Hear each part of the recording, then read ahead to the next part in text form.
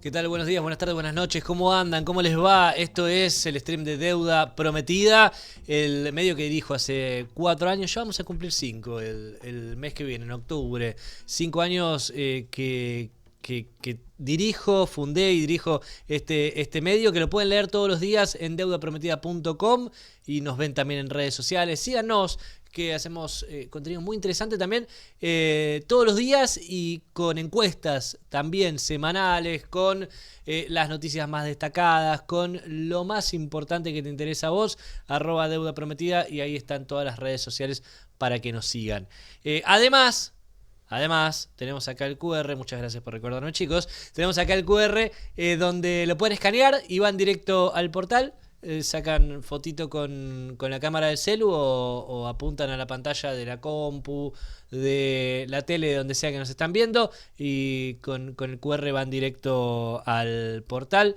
Gran idea de Martín esta, Hoy vamos a hacer un especial sobre ciencia y educación, porque vamos a hablar ahora con uno de los exfuncionarios que marcó un hito, yo te diría, y me hago cargo de mis palabras, en la inversión del Estado en la ciencia.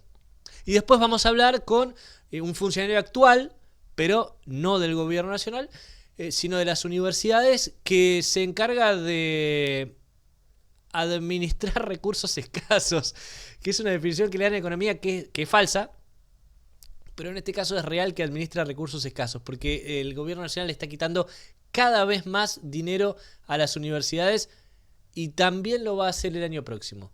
Venimos de una marcha ayer, el miércoles, por las universidades, multitudinaria, como cada una de esas, y de eso vamos a estar conversando en unos minutos nada más. Pero te decía, tenemos ahora acá con nosotros a Fernando Peirano, expresidente de la Agencia de Investigación y Desarrollo, la agencia I+D, que era el encargado de que el Estado argentino se ocupe de que se invierta en ciencia, de que se invierta en tecnología, que se invierta en innovación. ¿Qué tal, Fernando? ¿Cómo estás? ¿Qué tal? Bueno, muchas gracias por la invitación. Por favor. ¿Cómo ves ahora la ciencia? Sigue existiendo el CONICET, sigue existiendo la agencia que manejaba, pero no está haciendo lo que debería. Cada vez hay menos, e incluso lo que existe se está privatizando. Mirá, en funcionamiento hay una parálisis total, un desaliento muy grande.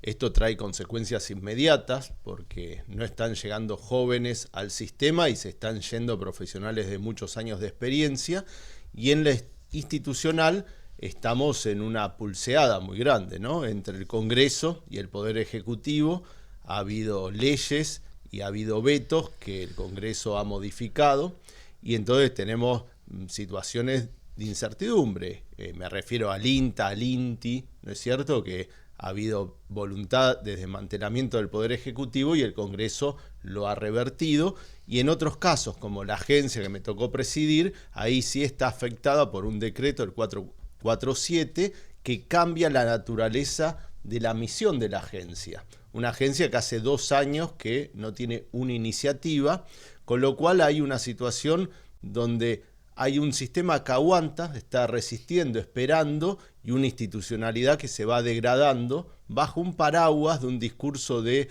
ahorro o equilibrio fiscal, pero que en realidad es una profunda descapitalización. Perdemos músculo como país en materia de desarrollo, y lo mismo pasa en otros sectores que hoy nos preocupa mucho, como el nuclear, donde ya se está hablando de privatizaciones de activos estratégicos argentinos. Eso quiero ir. ¿Qué pasa si se privatizan las centrales nucleares que tiene Argentina, que aportan el 7% del sistema energético nacional? O sea, 7% de la energía que está iluminando acá, que está en tu casa, prendiendo la luz que tenés ahí, o cargando el celular, o usando lo que sea, 7% de toda esa electricidad es generada por las centrales nucleares. Parece poco, pero es un montón. ¿Qué pasa si se privatiza eso que hoy está en manos del Estado? Mirá, tenés 3 dimensiones para analizarlo. Una dimensión estratégica, que desde luego incluye temas de soberanía nacional. Una dimensión operativa y regulatoria, porque el 7% hace que tenga influencia en el valor de la energía. La Argentina es un país que muchos envidian porque el 7% viene de energías verdes, de energías que no generan CO2, que son energías claves para la transición energética como la nuclear. Y tenés un riesgo también en el ecosistema de capacidades tecnológicas y científicas en los trabajadores. Estos tres riesgos están asociados a sumar un socio, que puede ser una empresa privada, seguramente extranjera, en un sistema donde el Estado, aún después de la privatización, es el actor clave. Le estamos regalando en algún punto ser partícipe del 44% de las acciones, por ejemplo, de Nucleoeléctrica, que es lo que se está conversando, analizando. Que es la que administra las centrales nucleares argentinas. Claro, la Argentina en el año 1994 decidió crear una empresa, en ese momento Menem, con un espíritu también de privatización, darle la parte rentable del negocio nuclear, que es la administración de las centrales nucleares que ya estaban creadas, en ese caso Atucha 1, después los gobiernos en los años 2000, en el 2014 se finaliza Atucha 2 y luego se finaliza hace poquito, en el 2019, Embalse se renovó. O sea, la Argentina tiene un 7% de energía nuclear basado en esas tres instalaciones y la administración y comercialización de eso está en manos de Nucleoeléctrica, es una empresa con participación mayoritaria estatal, donde el 70% de las acciones están en manos del Ministerio de Economía y el 30% de la Comisión de Energía Atómica. Lo que se pretende este gobierno es desprenderse del 49% de las acciones, un 5% para los trabajadores, 44% para un privado, y la idea es qué van a aportar a cambio de esa entrega de acciones. Y la verdad es muy poquito, porque se habla de 500 millones de dólares que podrían ingresar al Estado a cambio de eso. Y Caputo te lo liquida en una semana eso. Tal cual. Y Caputo lo revende para tratar de amortiguar la suba del dólar en una semana, 500 millones de dólares. Y tenés tres problemas, ¿no? La soberanía y lo estratégico, porque que además lo regalaste, sí, la soberanía la regalaste perdés el empuje, por ejemplo, para invertir en la revitalización de Atucha 1. Necesitas 300 millones de dólares para volver a darle vida a esa central atómica. Necesitas desarrollar proyectos como el CAREM, este reactor modular que es la tecnología del futuro. Son pequeñas centrales nucleares que tienen muy bajo costo, muy bajo riesgo, y es donde están apostando las potencias del mundo, y la Argentina hace décadas que ya está en esa plataforma tecnológica. Perdés la coordinación con por ejemplo, con el INVAP, con la CONEA, con las universidades. Va a haber despidos, va a haber desaliento a los trabajadores más calificados. Y no sabemos si siquiera lo van a mantener en función. Estamos hablando de una central nuclear. El riesgo de que haya algún problema con una central nuclear, si queda en manos de un privado que no invierte, como hicieron cada uno de los privados que compraron las centrales térmicas en Argentina, o el sistema eléctrico en Argentina lo manejan privados que no invierten. Lo vemos con los cortes de luz también en el verano. Si le damos a un privado una central nuclear y no invierten, el peligro es mucho mayor. Eso es lo que hizo un freno en los 90, ¿no? En los 90 no se avanzó con la privatización en el sector nuclear porque nadie quiere asumir los riesgos. Pero acá, el que pone la firma ahí, si llega a haber un muerto después por culpa de la no inversión o desatenderlo. Del sistema. Hay apagones, hay problemas. El 7% no es menor. Y por enorme. Eso el 44% de las acciones parece como algo más atractivo que darle todo, porque quedan atrás, abajo de la pollera del Estado. Y además este sector le vende a Camesa. O sea, no es que es un mercado donde le vamos a vender a otras empresas, sino que al final el Estado termina... Le vende al Estado. Claro. Camesa es el Estado. Entre otras cosas, quiero aclarar, NASA, Nucleoeléctrica, tuvo superávit. NASA es Nucleoeléctrica Argentina, sí. Tuvo superávit en el 2023, tuvo superávit en el 2024. No es que se privatiza porque tiene déficit, y además Camesa le debe plata. Le debe plata porque como compra la energía y no paga al día, le está debiendo plata a NASA. ¿No nos aumentaron la luz 1000% para que puedan pagar a término y hacer las inversiones que tienen que hacer? Claro. A ver, entonces estamos invitando a un privado a que participe de una empresa pública que tiene superávit y tiene acreencias a su favor. Le deben plata, sí. Para, no sabemos a cambio de qué, porque no hay un plan estratégico en materia nuclear. El plan estratégico que se presentó nunca avanzó, nunca tiene ninguna materialidad. Es el mejor amigo del presidente el que lo maneja, Reidel, que metió a todos sus amiguitos en la empresa, mucho más no hizo. Exactamente, y ha habido un cambio en los actores claves dentro de NASA, de la empresa, para que estas ideas puedan prosperar sin freno. O sea, obviamente se ha desmantelado a muchos que tienen una visión de proyecto nacional, donde saben que esta es una de las palancas que la Argentina tendría que accionar para sacar una ventaja que tiene, canjear una ventaja que es su capacidad de generar energía en un mundo que necesita energía.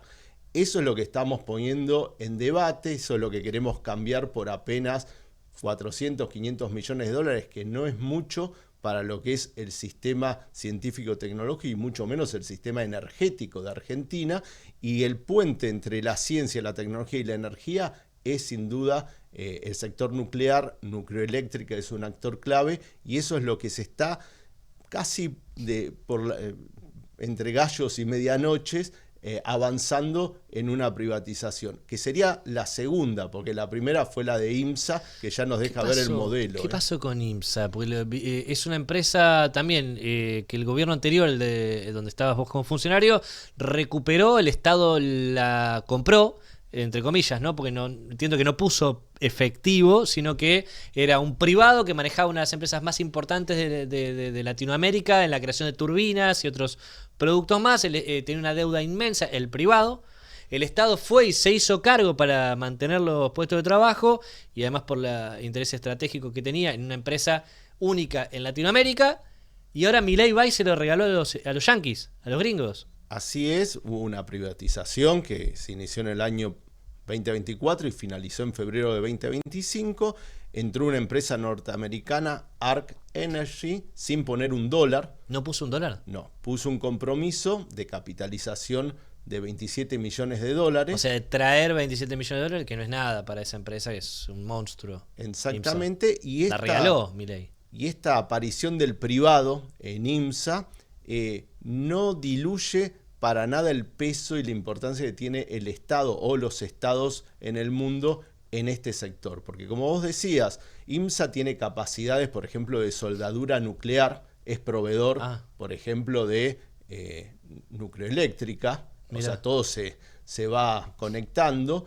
Y el caso de IMSA es el caso, como vos decías, de una empresa emblemática que Argentina supo tener con 1000 ingenieros. No había otra empresa de esas características. De hecho, aún con la crisis es una de las 5 empresas más importantes del mundo en su rubro. Wow. Y la caída de Pescarmona, que es el grupo que generó, desarrolló y luego terminó quebrando la empresa, Pescarmona quiebra por la expansión que tiene en energía eólica en Brasil. Y el colateral, la garantía de esa expansión era la joya del grupo, que era la empresa que está localizada en Mendoza. Esto deja un tendal de deudas, deja más de 550 millones de dólares de deuda, que ¿quién era el principal acreedor? El Estado argentino o el Estado provincial, porque era el Banco Nación y el Banco Provincia. Claro. Entonces, en lugar de vender chatarra y recuperar muy poquitos dólares de esa deuda, el gobierno anterior, con buen criterio, junto con la provincia de Mendoza, que también es dueño de IMSA y de esta deuda, decidieron que siga operando y hacer un rescate. IMSA tiene básicamente contratos con Yacyretá, con el Ministerio de Defensa. La Argentina tiene que renovar sus centrales hidroeléctricas y ese contrato se estima en más de 3.000 millones de dólares. Bueno. Entonces, eso lo puede generar IMSA. Eso, que si era del Estado eran 3.000 millones de dólares para el Estado. Claro. Ahora por una promesa de 27 millones. Claro, promesa de 27 millones, pero no pusieron $0. Exactamente. Lo que hizo la empresa cuando llegó, fíjate cómo participa el Estado. Decidió defoltear y reprogramar los pagos de su deuda. O sea, ni siquiera le pagó al Estado lo que le debía. Banco Nación y Banco Provincia aceptaron esa reprogramación porque no tiene sentido liquidar la empresa. La empresa presiona al gobernador de Mendoza, presiona a Cornejo para que le reclame a Milei que el Estado reactive la obra pública en ese rubro y que cumpla con los compromisos de Yacyretá y los compromisos asumidos por el Ministerio de Defensa. Es decir, quería plata del presupuesto público para operar y pagar sueldos. O sea, vinieron los gringos a que le regalen una empresa a cambio de $0 y una vez que son los dueños dicen: dame plata del Estado porque necesito, porque no soy bueno administrando con privados esta compañía. Necesito guita de los impuestos de los argentinos para llevármela a Estados Unidos. Claro, porque el principal motivo que anunció la empresa para entrar en IMSA era las capacidades de esta empresa mendocina para desarrollar, por ejemplo, infraestructura para puertos, sobre todo los puentes grúa, que es una de las 10 cosas buenas que tiene IMSA. Y ellos querían solo una, posiblemente las otras 9 las liquiden. ¿Y por qué quieren esta fortaleza? Porque Estados Unidos tiene un plan de inversión pública muy grande en infraestructura portuaria y esta empresa está participando en licitaciones, es decir, participa en el compre nacional de Estados Unidos, que al ser una empresa norteamericana lo puede hacer, pero con capacidades argentinas. Claro, te salva el Estado. No hay modelo más claro. Te salva el Estado. Para las empresas estadounidenses lo salva el Estado de Donald Trump. No es sorprendente porque el sector de la energía es un sector donde el Estado organiza y es el que marca la estrategia. Puede haber operadores privados, desde luego, no es malo, pero hay que hacerlo con negociaciones firmes y ventajosas para el país. Es una estafa esto. En ninguno de los dos casos, volviendo a lo nuclear o volviendo a una empresa metalúrgica sofisticada como IMSA, la propuesta de Milei es a favor de la Argentina o a favor de su desarrollo. Remataron una empresa que era de todos los argentinos, se la regalaron a los gringos y ahora los gringos le exigen a Milei que le dé plata nuestra, más dinero nuestro, para que ellos puedan tener ganancias y mandarlo a Estados Unidos. Es una estafa. La obra pública. Ellos mismos reclaman y la provincia de Mendoza en ese rubro dice: acompaño las políticas de Milei, pero con una excepción. Por favor, la obra pública para estos gringos. Hay que ver si no están pagando soborno. Es un escándalo que estás contando. Es un escándalo. Es el modelo de país de Milei. Es escandaloso. Sí. Escuchame, contame brevemente el tema de los préstamos del BID. ¿Cómo es eso? Porque ustedes consiguieron que Argentina consiga dólares regalados casi de fuente de financiamiento internacional para la ciencia argentina. ¿Qué pasó con eso? Claro, la Argentina, todos los argentinos somos parte de los accionistas del BID, que es el Banco Interamericano de Desarrollo, para impulsar la transformación de América Latina. Como parte de esos accionistas tenemos derecho a tomar créditos a tasas muy convenientes. La Argentina, en los gobiernos peronistas, siempre destina una cuota importante a la ciencia y la tecnología. Y la agencia es la encargada de hacer un buen uso de esa inversión de esos préstamos. El gobierno de Milei suspendió totalmente la ejecución de estos programas internacionales, con lo cual hay plata que viene de los programas internacionales, pero no se quiere destinar a lo que fue comprometido, que es el desarrollo de la ciencia y la tecnología. Los contratos de investigadores, universidades, instituciones de ciencia parece que no valen, ¿no? Solo valen los contratos de empresas multinacionales. Acá se están rompiendo esos contratos y está paralizado todo el sector. Ahora, con la visita del presidente del BID, muchos diputados, en un momento donde el Congreso está muy activo, quieren reclamar que el BID cumpla con los planes de informes y auditorías, porque tiene obligaciones de dar cuenta de qué se está usando el dinero que ingresó. Por ejemplo, una investigación del diario AR del año 2024 encontró que en las cuentas de la agencia estaban depositados 54 millones de dólares originados en estos préstamos internacionales que no se pagaban en tiempo que no se le estaba actualizando a los becarios su beca, en tiempo que a los investigadores no se les llegaba. Se quedaban los funcionarios de Milei con dinero que estaban tenía que ir... Estaban ahí congelados en una cuenta bancaria, que es un mal uso para cualquier recurso, ¿no? Pero tenerlo en la tenían cuenta. Un destino específico.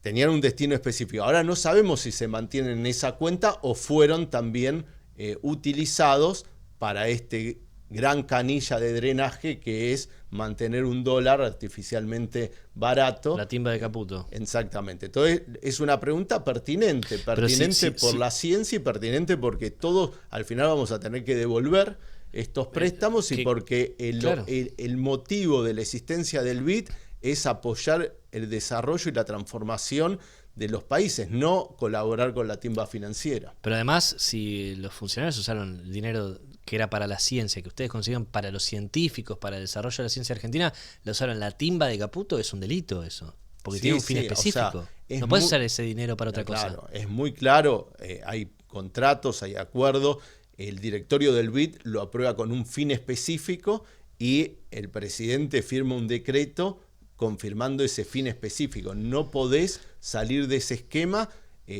Eran 200 millones del Banco Mundial, había más de 100 millones del BID, había plata de la CAF, del Banco Centroamericano de Integración Económica. O sea, hay varias fuentes internacionales destinadas a la ciencia que están paralizadas, lo cual echa por tierra el argumento de que no hay plata, porque la plata estaba, y hoy empezó a generarse hace un tiempo la duda de cuál es el destino de esos fondos que sí habían ingresado al sistema argentino, si no se están aplicando a ciencia, a dónde se están aplicando, y un temor es que están siendo utilizados en el canal financiero. Entonces, la verdad que si los funcionarios argentinos no brindan respuesta, me parece que es pertinente que los funcionarios del BID sí la puedan brindar, porque al fin y al cabo es una cuestión de transparencia. Todos somos accionistas del BID y queremos saber qué hace con los recursos que administra. Sí hay plata. Lo que pasa es que se le está quedando Milei. Se le está robando Milei en realidad a la ciencia.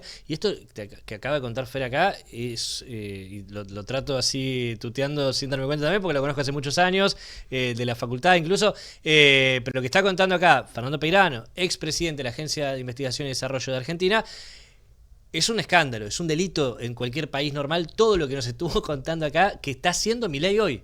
Hay que tener mucho cuidado con esto y hay que seguirlo muy de cerca. Muchas gracias, Fer. Bueno, gracias a vos por ocuparte de un tema que si no pasa abajo del radar en este gran escándalo y gran ruido que tiene la Argentina. Exactamente, y hay que ver si la venta de nucleoeléctrica argentina, de la central nuclear argentina, el 3% no va para Karina. Gracias. Y hablando de eso, salimos con Luentín a la calle para preguntarle a la gente qué piensa, cuál fue el mensaje de las urnas. ¿Tiene que cambiar algo el gobierno? ¿Qué piensa la gente de Karina Milei, por ejemplo? Bueno, gran trabajo de Luentín que salió para hacer esta encuesta para deuda prometida y mirá lo que contestó la gente. Mirá, escuchá. ¿Qué tiene que cambiar el gobierno nacional después de recibir el mensaje de las urnas en las últimas elecciones? Eso salimos a preguntar.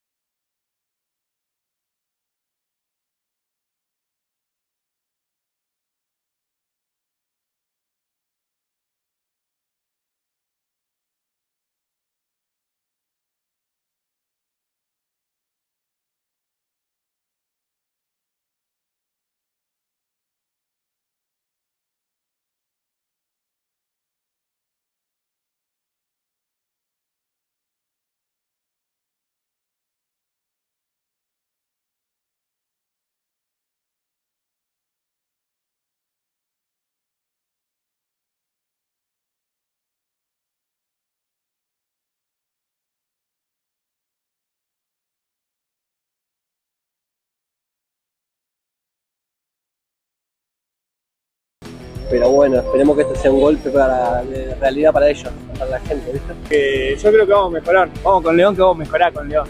No, nada. Sí, todo. La forma en la que trata la gente, principalmente.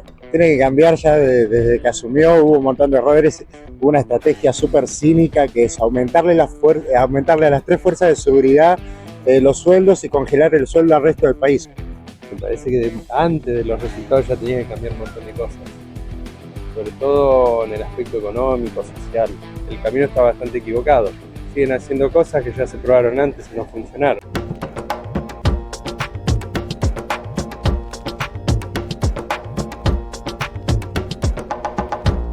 Y mirá esta nota que escribió Carlos Caramelo en el portal deudaprometida.com. Vamos a ver justamente el análisis, el panorama de Carlitos, que escribe todas las semanas, lo lees en deudaprometida.com. Feos, sucios y malos. El análisis que hizo post-electoral, siempre con imágenes de inteligencia artificial últimamente, Carlitos, con análisis post-electoral de lo que se puede llegar a venir también, ¿no? Complejo plantear el escenario con lo del Garrahan, que nosotros estamos saliendo jueves a las 20, todos los jueves a las 20, pero grabamos los martes, por lo tanto mañana vamos a tener un debate ahí en el Congreso. Vamos a ver lo del Garrahan, vamos a ver otras peleas también que le interesan mucho a La Libertad Avanza. Mientras, te invito a que leas la nota de Carlos Caramelo en deudaprometida.com, y si querés directamente podés escanear el QR que está aquí arriba mío para ir directo al sitio, y ahí buscas la nota de Carlitos con el análisis y los panoramas que publica todos los jueves el compañero Carlos Caramelo. Le mando un saludo grande. Y hablando de universidades, de educación, recién, este es un programa especial, te decía, porque este es un programa que dedicamos a la ciencia y a la educación. Recién lo tuvimos a Fernando Peirano, expresidente de la agencia I+D, y ahora tengo acá conmigo a Matías Ruiz, que es el secretario de Hacienda de la Universidad Nacional que está acá en la ciudad, la Universidad de Buenos Aires. ¿Qué tal, Matías? ¿Cómo te va? Buenas tardes para vos, para toda la audiencia. Un Muchas placer. Gracias por la invitación. Por favor, un placer, un placer. Lo que sí voy a pedir a los chicos es el video, porque esta semana, o fue la semana anterior. La semana pasada, sí. Estabas ahí en América 24 haciendo una entrevista por videollamada, y tenían en el piso a el subsecretario de Políticas Universitarias. Sí, subsecretario de Políticas Universitarias. Que es la cara del recorte a las universidades nacionales. Es el funcionario del gobierno nacional a cargo de las universidades nacionales. Siempre fue una secretaría, la Secretaría de Políticas Universitarias. Bueno, en el marco de este gobierno tuvo como una reducción o un nivel de dejerarquización y pasó a ser Subsecretaría de Políticas Universitarias, así como el Ministerio de Educación dejó de ser ministerio y pasó a ser Secretaría de Educación, ¿no? Todo dentro en la órbita de Sandra Petovelo. Del Ministerio de Capital Humano. Correcto. Exacto. Vemos ahí el cruce, que no fue cruce, fue como vos lo llamaste, te amenazó en vivo. Te amenazó en vivo. Lo vemos y ahí volvemos con Matías. Acompañando una medida que es gremial. Ahí, obviamente, en los últimos minutos me llegaron. ¿Pero por qué los estudiantes? Yo voy a pedir el allanamiento de tus servidores, porque yo quiero saber quién dio la orden de bloquear los usuarios de los alumnos. Yo lo que digo es, lo que tiene que ver con lo legal. Andá borrando todas las cosas porque se te va a poner complicada. Con los abogados. No, no entendí, Alejandro, perdón. Me amenazaste al aire, no entendí. No te amenacé. Esa de Alejandro Álvarez, funcionario nacional, subsecretario de Políticas Universitarias, a quien tengo acá al lado mío, que es el secretario de Hacienda de la UBA. Correcto. Vos sos el responsable de administrar recursos escasos, decía recién, porque es una definición económica falsa esa, porque es del neoliberalismo, y como licenciado en Economía de la UBA te lo reafirmo, pero estás encargado de eso vos ahora, y te mandó una amenaza de que te va a allanar tus servidores. Borrar los servidores y allanar, bueno, nada, obviamente una cosa propia de la nota, desafortunada, en un contexto muy, muy difícil de las universidades nacionales, muy difícil.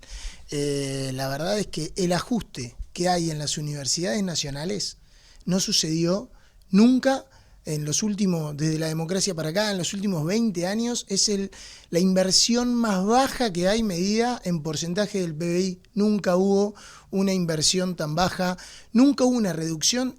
Hoy los profesores en las universidades cobran prácticamente la mitad de lo que cobraban en 2023. El recorte a los gastos de funcionamiento es en términos reales del 30%, están paralizadas todas las obras financiadas por el Ministerio de Educación en las universidades nacionales, las becas Progresar, que es algo hiper importante para la igualdad de oportunidades en la educación, algo tan sensible para la Argentina, para las personas, tuvieron una reducción del 65% en términos nominales, más allá de que miles y miles de beneficiarios dejaron de percibir la beca. Bueno, la verdad es que con la tristeza de que el sistema universitario tenga que estar discutiendo estas cosas ahora, sería estaría mucho más contento de poder discutir, por ejemplo, la creación de la nueva carrera de biotecnología que el Consejo Superior de la Universidad aprobó hace poco tiempo.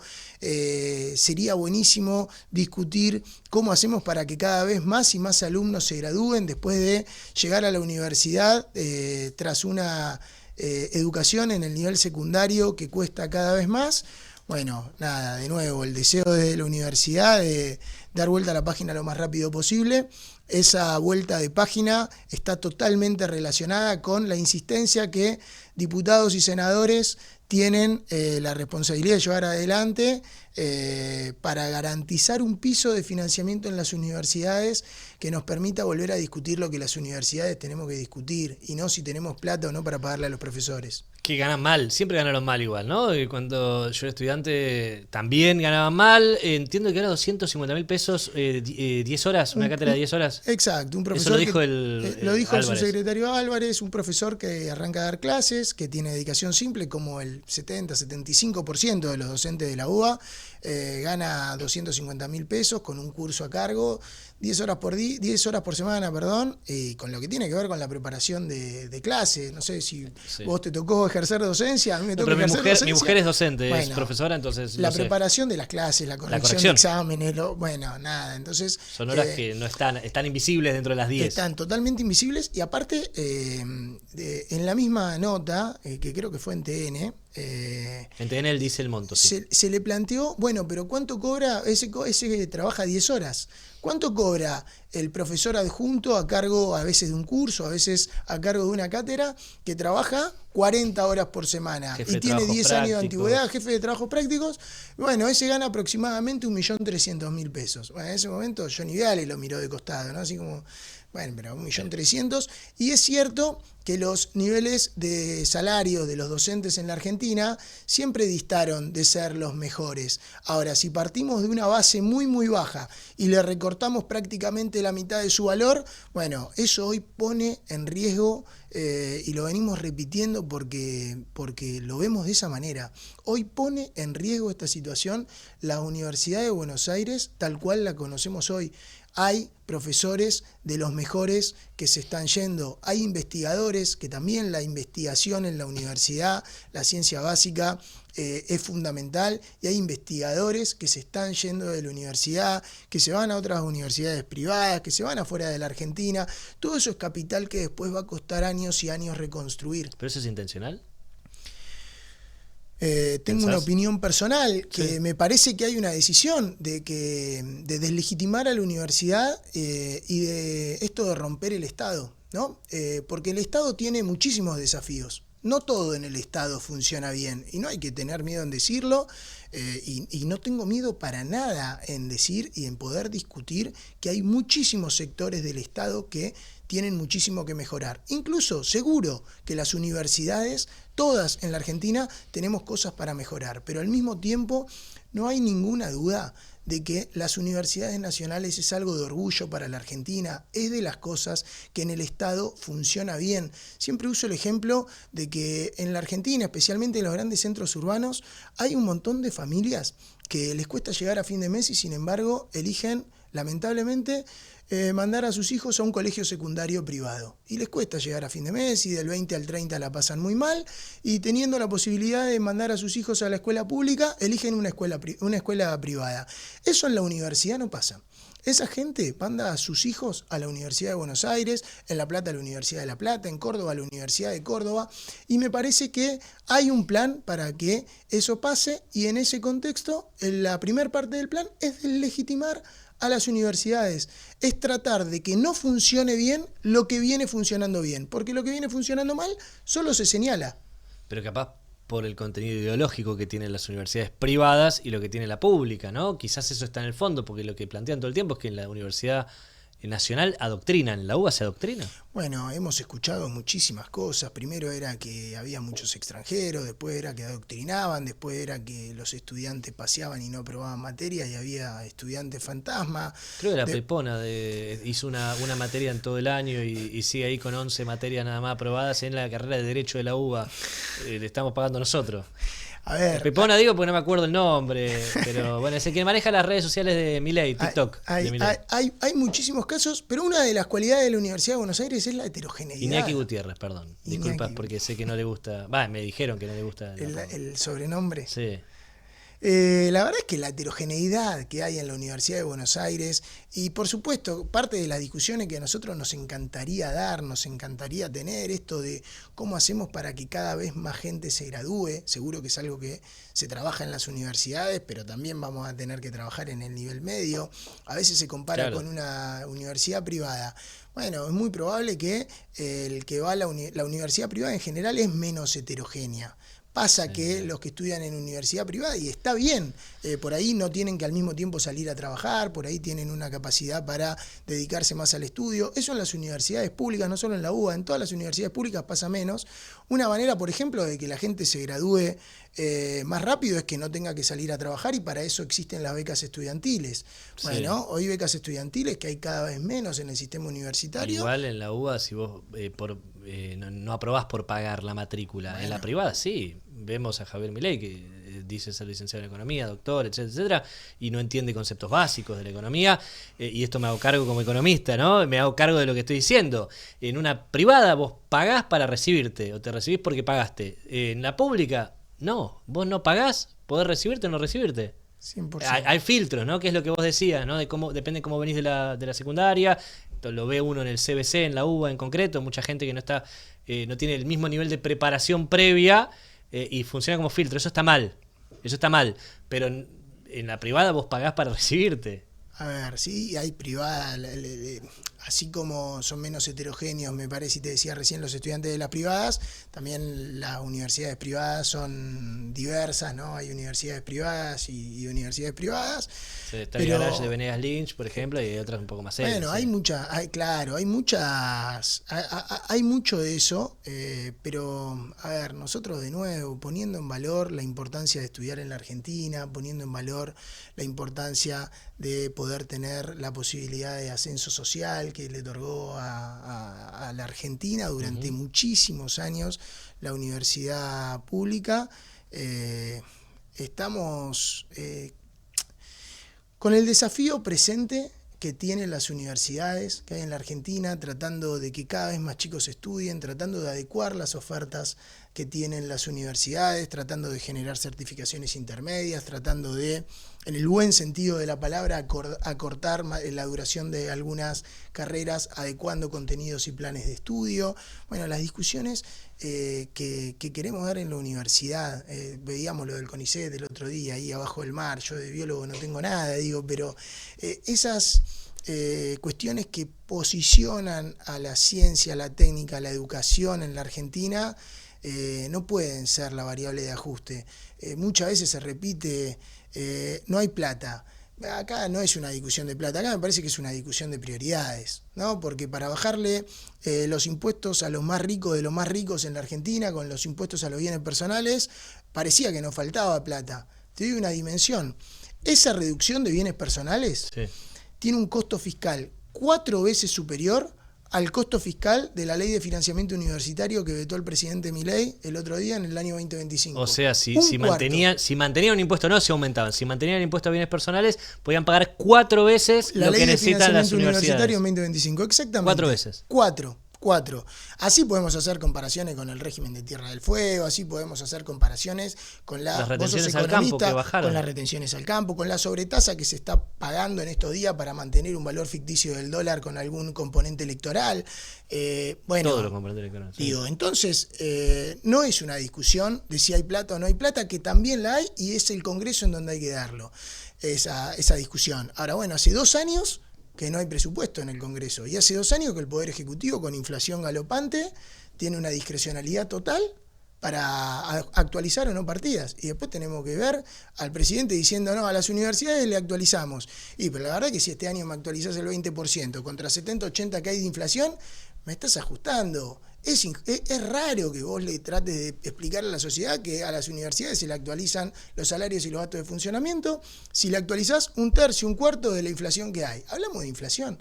La ley de financiamiento universitario no es que le da a las universidades lo que a las universidades les gustaría tener.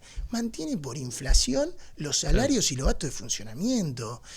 La verdad es que los ingresos en la Argentina, los ingresos públicos, crecen también al ritmo de la inflación, en algunos casos por encima de la inflación. Bueno, me parece que es de prioridades y ahí hay que señalarlo. No sé, yo te puse algunos ejemplos, seguro a vos se te pueden también ocurrir otros. Sí, no, obvio. Es que es así. De hecho, lo venimos planteando de esa manera hace tiempo. Milei tiene plata. De hecho, recién lo hablábamos con Fernando Peirano. Tiene plata para muchas cosas. El tema está en que decide usarla para la timba muchas veces, ¿no? Que 500 millones de dólares es lo que se gasta en una semana. Ahora, si vos le cobrás impuestos o arancel a los extranjeros que estudian en la UBA, ¿no podés financiarlo de esa manera? ¿Lo que necesitas? Te voy a responder, pero dijiste 500 millones de dólares en una semana. En una semana se gastó antes de las elecciones. Y me siento obligado a darte una comparación. Es el presupuesto de la UBA de todo un año. Entero. ¿Me estás cargando? ¿En serio? Todo un año. El presupuesto anual. Sueldos, gasto de funcionamiento, luces, hospitales universitarios, luces, poné lo que quieras. De todo el año. Todos los institutos médicos que tiene. Todo, 500 millones de dólares. Hoy. 500 millones de dólares. ¿En una semana me dijiste? Se lo gastó en la semana previa a las elecciones. Caputo.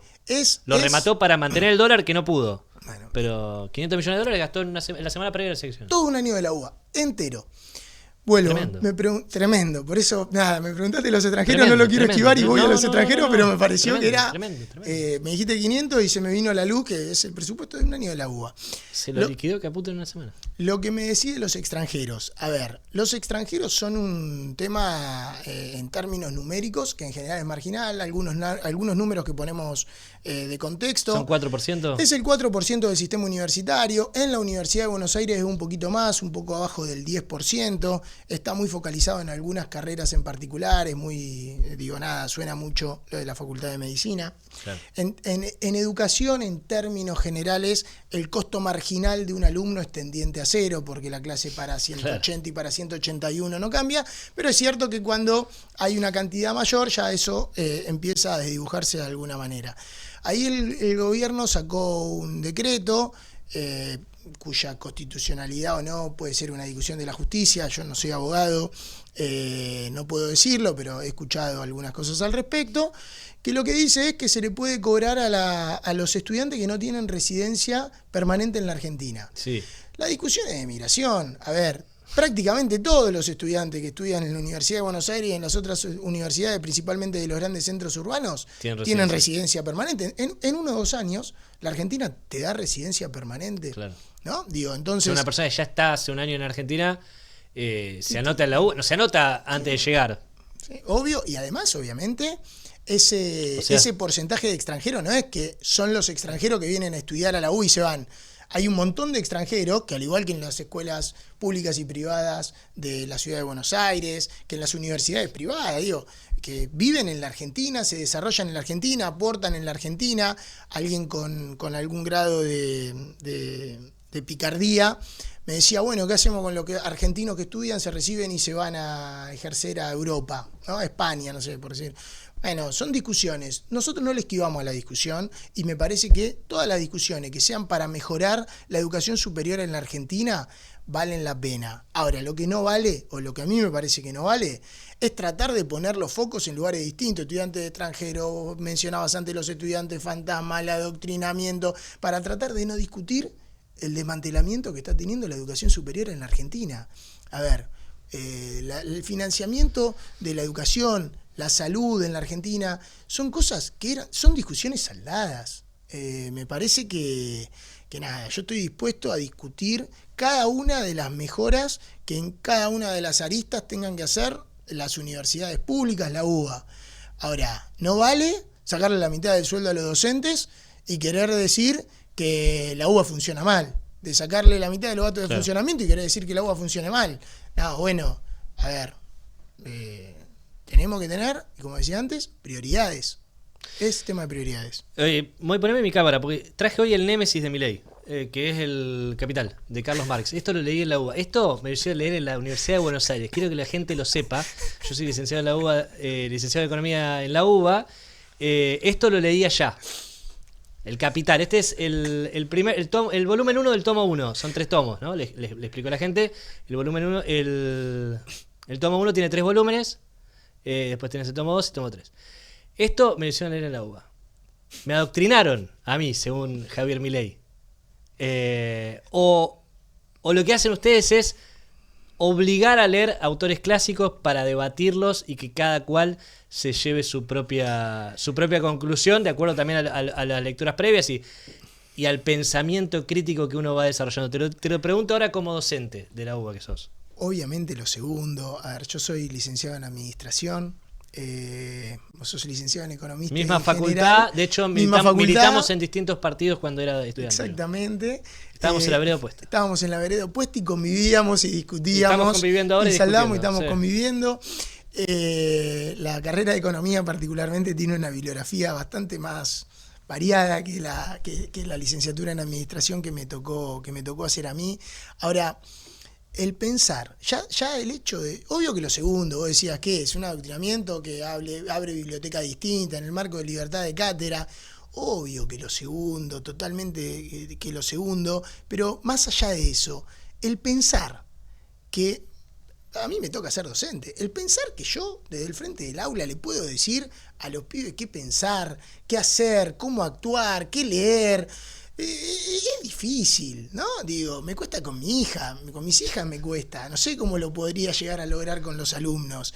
Es realmente muy difícil y de hecho, sin ir más lejos, y acudo de nuevo al subsecretario de Políticas Universitarias, Alejandro Álvarez. Le mandamos un saludo, si quiere venir acá lo entrevistamos cuando quiera. Bueno, que en el debate después de la segunda marcha universitaria, con el vicerrector de la universidad, en donde se discutió de adoctrinamiento, lo miró al vicerrector de la universidad y le dijo: yo doy clases en la UBA, da clases en el CBC, y tengo que reconocer que jamás me pidieron nada, jamás me dijeron que tenía que decir nada en ningún sentido, jamás me bajaron línea de algún lado. O sea, el propio subsecretario, el propio funcionario del gobierno nacional que está a cargo de la política en las universidades nacionales, dice en vivo al vicerrector de esa universidad que jamás nadie le pidió absolutamente nada en sus años de docente en torno a adoctrinamiento, y después una nota dice, no, bueno, en la Universidad de Buenos Aires, tanto él como otros funcionarios, porque tampoco,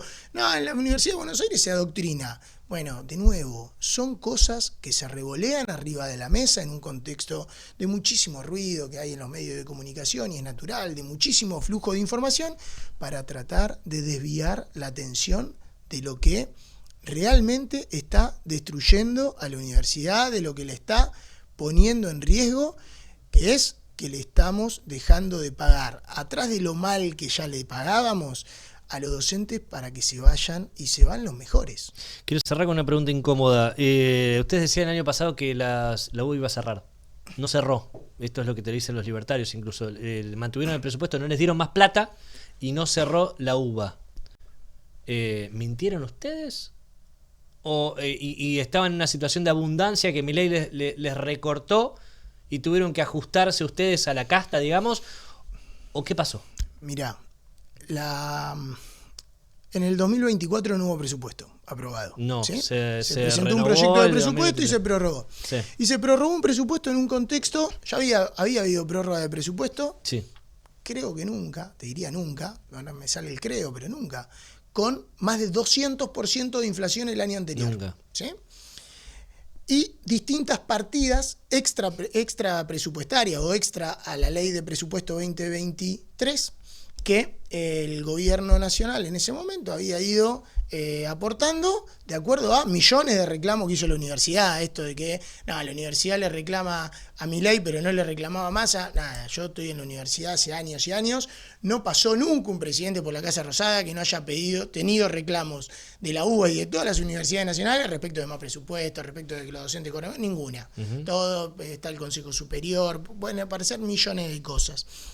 En esa prórroga de presupuesto en particular, además del ajustazo salarial muy vinculado, y ahí sí hasta casi no te digo entendible, pero con alguna dinámica de razonabilidad por la fortaleza que había tenido la inflación en noviembre, diciembre, enero, que era como abrumador.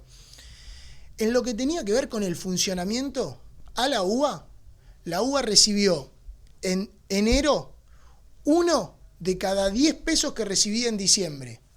Claro. En términos reales. Claro, sí. 1. O sea, en diciembre la UBA recibía en impacto anualizado 10 pesos. En enero le mandaban 1. Y con ese 1 discutimos en enero, en febrero, en marzo. ¿Sí? A mí me ha tocado tener reuniones con funcionarios, entre ellos Alejandro, que ya era subsecretario de Política Universitaria, tratando de explicarle la dificultad que tiene la Universidad de Buenos Aires en funcionar si le mandan 1 de cada 10 de lo que le mandaban el mes pasado. Eso aceleró las cosas de una manera muy fuerte y desencadenó en la marcha de abril, en donde nosotros hoy decimos que corre riesgo la universidad tal cual la conocemos. En ese momento, lo que tenía que ver con el funcionamiento, que después de la marcha lo actualizaron por inflaciones, ese famoso 270%, el 300% en hospitales porque la inflación en salud era más grande.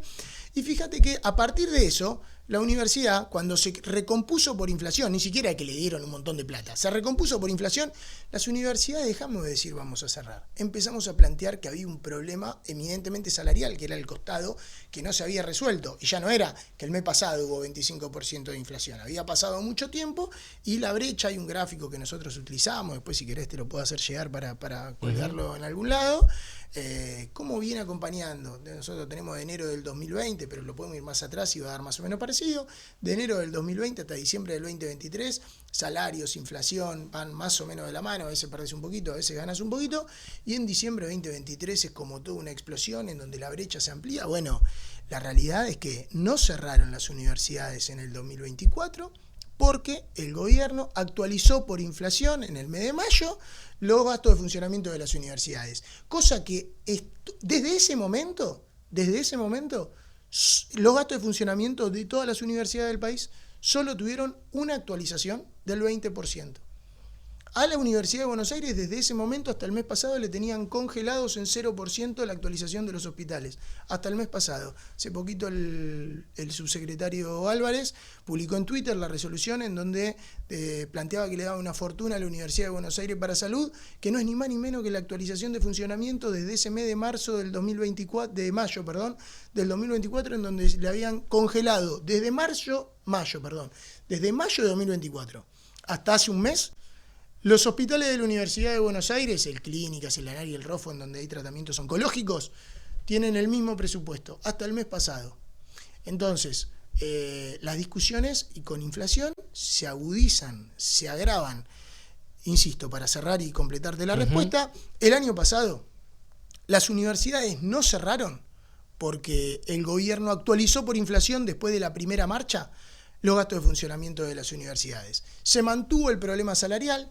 El problema salarial no es como los gastos de funcionamiento que si te cortan la luz la prendés y no tiene efectos de largo plazo, claro, ¿no? En donde esto que yo te comentaba al principio, profesores que empiezan a dejar de dar clase, que es muy difícil de reemplazar, y un poco en menor cantidad, porque la inflación no es la misma hoy que la que fue en el 2023, empezó a resentirse de nuevo por la no actualización del gasto de funcionamiento.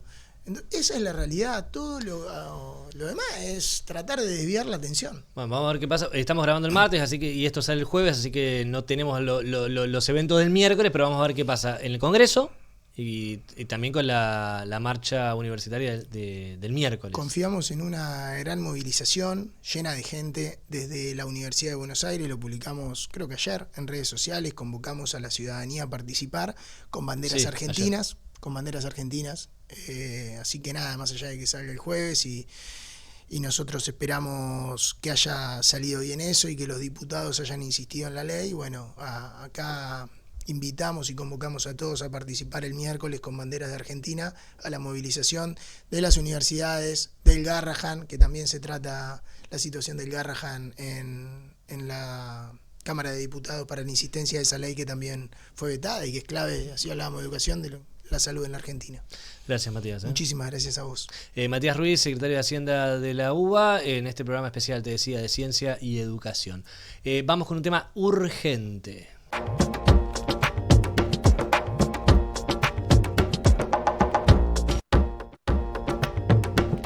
Y acá tenés las consecuencias de la motosierra, que es algo que venimos hablando hace bastante tiempo, pero en esta nota, análisis exclusivo de Agustina Bordigoni para Deuda Prometida, lo que tenés son las razones de por qué el gobierno imprimió miles de pasaportes con problemas graves. 2 veces van a tener que imprimir esos documentos, que son los que dejan incluso a muchas personas en el exterior sin ningún tipo de identificación.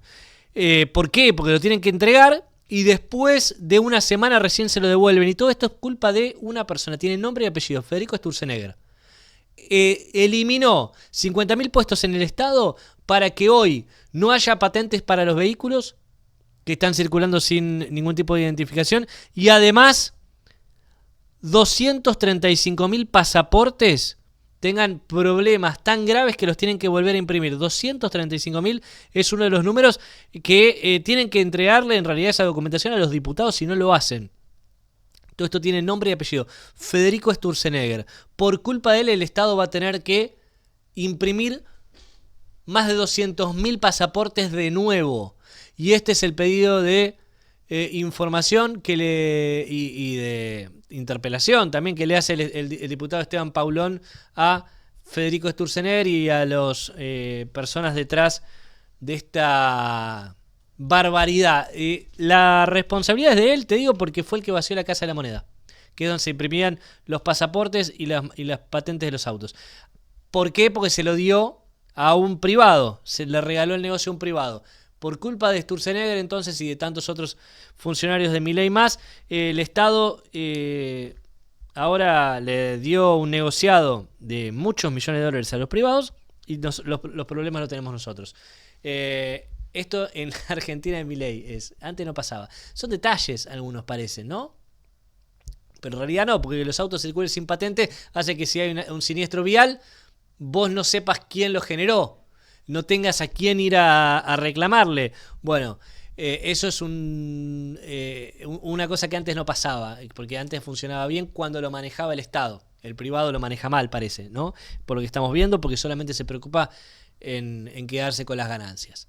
Y el programa de hoy, el especial de hoy, de esta semana, en realidad, lo quiero cerrar con una editorial sobre el presupuesto 2026, que fue el que mencionó Milei en una cadena nacional el lunes, donde habló de que lo peor ya pasó.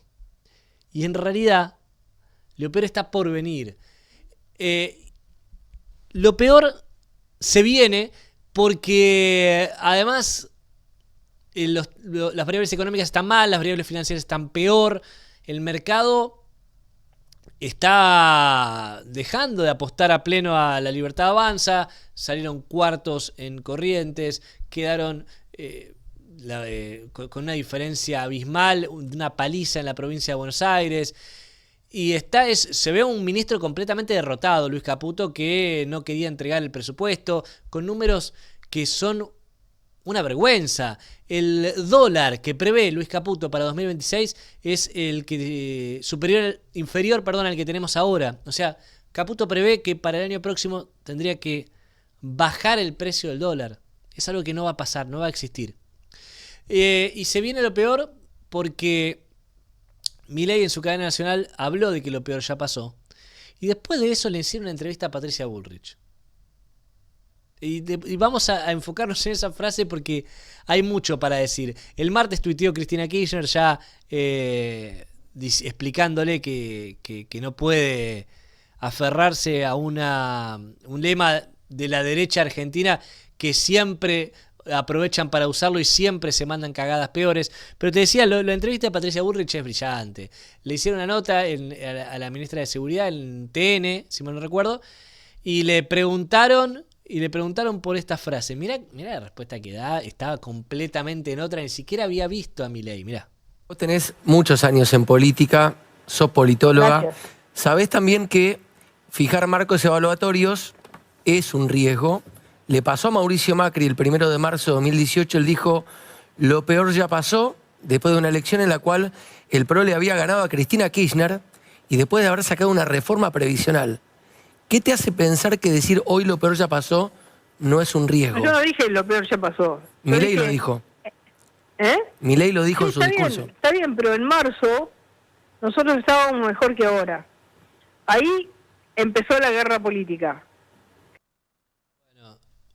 Brillante, brillante. Patricia Bullrich no ve a Milei. Yo no dije lo peor ya pasó. No sabe ni quién lo había dicho. Y en marzo estábamos mejor, dice Bullrich. Las elecciones en la ciudad fueron en ese momento, ganaron ellos. Ganó la Libertad Avanza. No sé por qué le pone esa fecha. Si ahora estamos peor que en marzo, ¿es por culpa de Milei? ¿O es por culpa de Adorni, que ganó en la ciudad de Buenos Aires después? ¿Quién es el culpable de que estemos peor ahora que en marzo? ¿Caputo? ¿Bullrich? ¿Milei? ¿Sturzenegger? No se me ocurre otro nombre. No hay otra persona ejerciendo cargos nacionales que no sean ellos. Hay una cuenta de Twitter antiponcista, creo que es que hizo la cuenta de cuántas veces Milei dijo esa frase. Fue a varios archivos desde que es presidente. Míralo, porque nos trata de convencer todo el tiempo, nos toma de pelotudos. Nos trata de convencer todo el tiempo de algo que ni él se cree, fíjate. Que decíamos, lo peor ya pasó. Le digo que tengan más esperanzas que nunca porque lo peor ya pasó. Podemos afirmar, como hemos hecho en tantas otras veces, y pese a las turbulencias coyunturales, que lo peor ya pasó. Me parece que es falso, que es mentira que lo peor ya pasó. Te decía algunos datitos. El dólar que prevé para fin de este año es 1.325 pesos. Y para el año que viene, fin de 2026, 1.423 pesos. No, Caputo, eso está mal, porque ahora estamos por arriba de 1.423 pesos. 1.470 recién va a estar el dólar a fin de 2027. Además de chanta y ladrón, vago, Caputo. Además de que se están robando el oro de la reserva del Banco Central. Además de que se están timbiando el presupuesto de la UBA entero en una semana. Eso es un mentiroso, un vago. Porque ni siquiera se molestó en poner números que sean más o menos razonables. A ver, además de todo esto está derogando la ley de educación, la ley de financiamiento científico y la ley de educación técnica. Por eso el especial que estamos haciendo hoy. Y además de todo esto le está regalando 12.500 millones de pesos a las provincias. 12.500 millones de pesos a las provincias. Amigas, a los gobernadores libertarios. Y ahora les voy a hacer un cambio, chicos, les voy a pedir primero el tweet y después el último video. Les había dicho al revés, pero vamos a hacer un cambio por ahora. Porque son 12.500 millones de pesos que le regala ¿a quiénes? A los gobernadores libertarios. Mirá, el gobernador Ricardo Quintela, peronista, el primero en pararse en la vereda enfrente de Milei. Ahora hay otros que sumándose, que está buenísimo eso que pase, pero el primero fue Quintela. Armó este cuadro con el tuit que acompaña, mirá, fíjate, donde dice: Milei volvió a mostrar su desprecio por el federalismo, le niega a La Rioja más de 1.000 millones de dólares que nos corresponden por derecho, dice, y eso es cierto, está en cada presupuesto nacional, los 1.000 millones de dólares, esta vez no. 0 pesos para nuestra provincia, dice. Eso que para el gobierno nacional son solo cifras, para nuestro pueblo son insumos para los hospitales, escuelas, obras, respuestas concretas para la gente. Retener esos fondos es usar la necesidad de los riojanos como un arma político. Que quede claro, La Rioja no pide limosna, exige lo que le pertenece y te muestra, mira, los ATN de agosto. Neuquén, 15.000 millones de pesos, Salta 13.000, Tucumán 12.000, Buenos Aires 10.000, Santa Fe 9.000, Santa Cruz 8.000, Chubut 7, Catamarca 7, Entre Ríos 6. Ahí se cuela la provincia de Buenos Aires porque no puede no darle nada a la provincia con el 40% de la población de todo el país. Pero es solamente por eso, le corresponde mucho más a la que gobierna Kicillof. Y fíjate que todo el resto son las libertarias. Chaco, Corrientes, Mendoza. Ciudad de Buenos Aires le da por otro lado, por eso no figura acá. Pero después tenés Formosa, La Pampa, La Rioja, todas provincias opositoras, y a las oficialistas de abajo se las da por otro lado, te decía. Tierra del Fuego 0 también, Santiago del Estero 0. Esta es la discrecionalidad de Milei. Y este presupuesto que está presentando con estas barbaridades lo hace a propósito para que no se lo aprueben y pueda él seguir manejándose con discrecionalidad absoluta. Lo que Milei quiere es que no le aprueben este presupuesto. Que no le aprueben este presupuesto, porque está violando leyes enteras a propósito. Porque si hay un diputado, un senador que aprueba esto, va a estar violando leyes que los propios diputados y senadores votaron antes. Esto es lo que quiere Milei. Y con los ATN, que le entregó 12.500 millones de dólares a Puyaro, a Frigerio y a otros tantos más, libertarios todos, lo que está haciendo es comprando voluntades en el Congreso. Se viene lo peor cuando escuchás a un presidente decir que lo peor ya pasó. Y cuando escuchás a un presidente decir que hay que hacer más esfuerzos, que hay que pasar el invierno, que la motosierra es buena para todos nosotros, cuando lo que vimos hasta ahora, con 2 años de Milei, fue puro sufrimiento, puro sacrificio para estar cada vez peor. Los que están mejor son los Galperín, son los Roca, son el 1% de los argentinos. Esos cada día están mejor, a costa nuestra. Hay que abrir los ojos porque esto tampoco es nuevo. Ya lo había dicho, ¿sabés quién? Fernando de la Rúa en el año 2000, mira. Recorté mi sueldo en un 15% y han hecho lo propio los legisladores. Y algo más, reduje las jubilaciones de privilegio. Tengo como objetivo indeclinable reducir el déficit fiscal de 11.000 millones a 4.700 millones. No porque me lo pida ningún fondo monetario, sino porque me lo exige la ley. Y la ley de presupuesto votada por los legisladores de la oposición y de la alianza a fin del año pasado obliga al gobierno a llegar a estas cifras. ¿Queremos ser un país integrado pero independiente? Por supuesto que sí. Entonces, empecemos por ser un país serio. Los argentinos nunca hemos vivido con equilibrio fiscal. Los gobiernos se han ido pasando históricamente el déficit los unos a los otros, y así nunca pudimos levantarnos. Estas medidas apuntan a cambiar esta historia de desilusión y fracaso económico.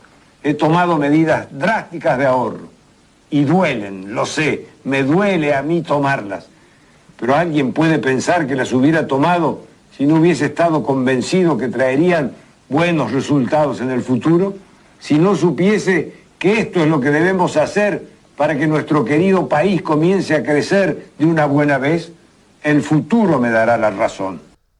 Bueno, el futuro no le dio la razón. Esto lo dijo un año antes de la peor crisis de la historia argentina reciente. Fernando de la Rúa, compáralo con el discurso de Milei. Compáralo, hacele el ejercicio vos también. Y está buenísimo que existan esas páginas de archivos porque gracias a ellos podemos ver lo que pasaba en ese momento y ver cómo se repite la historia. Nos tratan de pelotudos.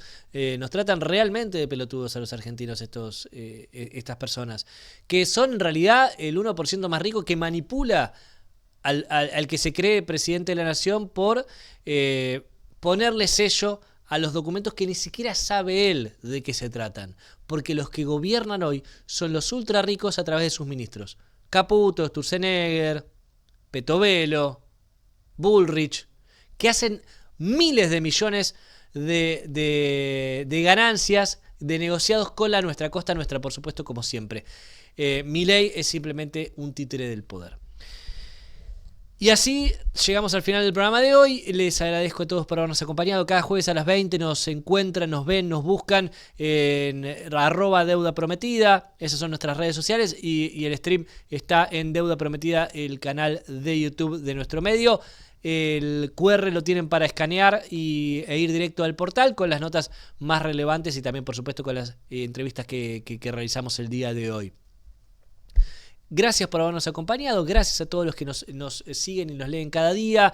Un especial saludo a Carlos Caramelo, a Luventina, a Jimena Fuertes, a Lucho Olivé, por supuesto, también a Agustina Bordigoni, a todo el equipo de Deuda Prometida. Y además un abrazo enorme a los fueguinos que nos están siguiendo por el Multimedios Radio Más desde Río Grande para todo Tierra del Fuego. Nos encuentran allí los viernes a la mañana, así que un abrazo enorme para los fueguinos que nos están escuchando el viernes tempranito.